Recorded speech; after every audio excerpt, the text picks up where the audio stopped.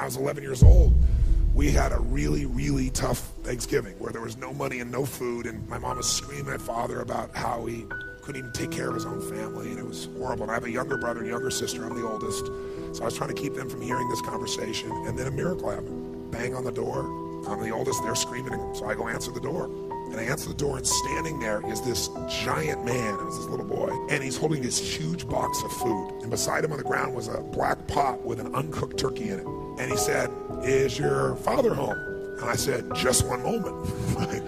I was like unbelievably euphoric. I thought, this is a gift from God. This is going to change it all. This is going to make my mom and dad happy. It's going to be unbelievable. So I go, and my father is screaming at my mother through a closed door to the bedroom door. And I said, Dad, there's a guy at the door. And he goes, "Well, you answer the door." I said, "I did. He's got to see you." So I kind of teased. I said, "Dad, you got to come." So he said, "Fine." He made one last yell at her, and he walks to the door.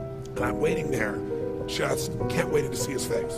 And my dad opens the door, and this man's standing there with this big box of food. And my father did not get happy. He looked at this man, and he raised his voice to him, and he said, "Look, we don't take charity."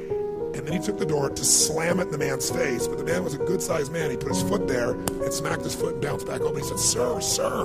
He said, "Please take this." And my father said, "We don't take charity." He went to slam it again. And this time the guy put his shoulder against it so he couldn't do it. And then my father's staring at him. It's like these two males starting to get in this intense mode. And one's just trying to give a gift, and I'm freaking. And then the guy said something that I'll never forget. And in moments I wish he hadn't said. But he found a way to force my father. He's holding this thing, and he looked at me, and then he looked at my dad, and he said, "Don't make your family suffer because of your ego."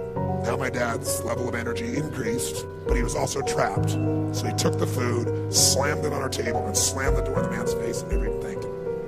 And I didn't know what to do. Part of me wanted to cry. Part of me was crushed. And I watched my father storm off and went on back to scream at my mother.